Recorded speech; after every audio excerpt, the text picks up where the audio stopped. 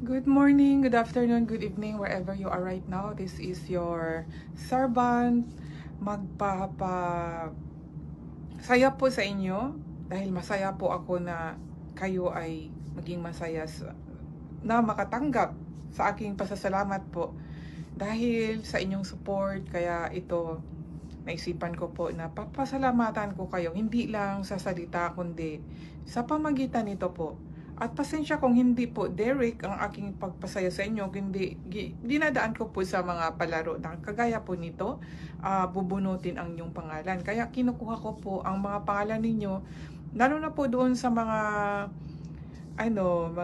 kaibigan na nag-support po sa aking mga uploads. Kasi kung wala po kayo, hindi po makita ng iba ang aking mga post na tungkol po, lalong-lalo na po sa ating Panginoon. Huwag po nating ikahiya. At isa pa, meron po akong paanyaya sa inyo na mag-Bible sharing po tayo at meron po akong live ng kantahan at kumustahan po.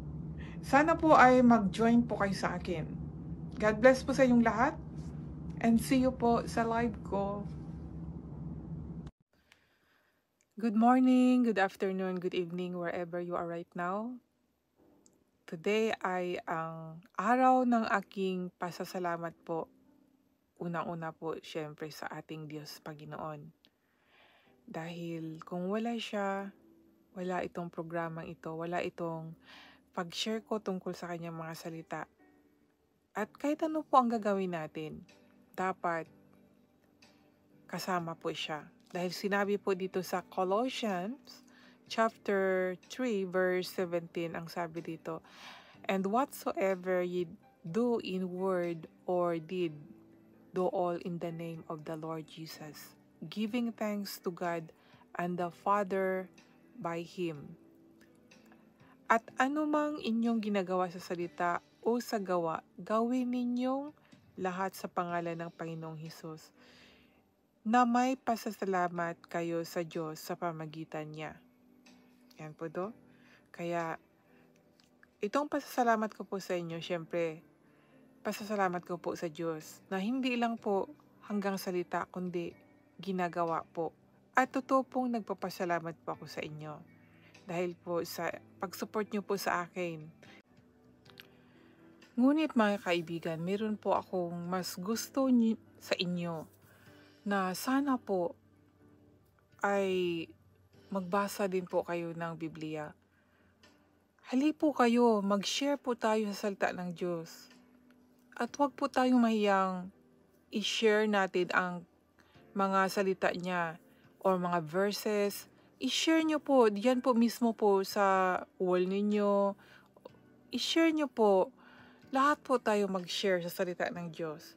Yan po ang kalugod-lugod sa Kanya. Yan po ang gusto niya sa atin. Para po, yung mga ibang walang alam sa salita ng Diyos ay dumaan sa kanilang wall. Mababasa nila yun. Ma-enlighten po sila. Meron po silang matutunan.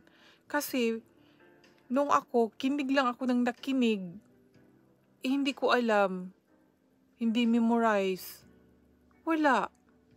Kaya mga kaibigan, mga kapatiran ko kay Kristo, alamin natin ang katotohanan para hindi po tayo malinlang ng mga magtuturong bulaan.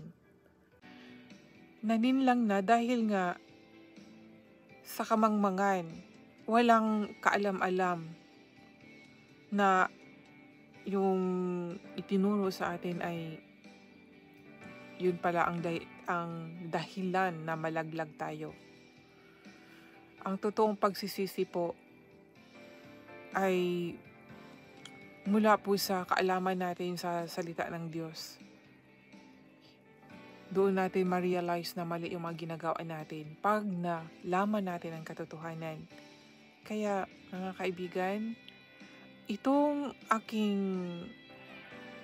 programa or itong Facebook ko at YouTube ko ay tungkol po sa Diyos. Hindi lang po ito naglalaro-laro. Itong pasasalamat ko po sa inyo. Pasasalamat po dahil nandyan po kayo, nagbabasa or nanonood ng aking mga ibinabahagi po.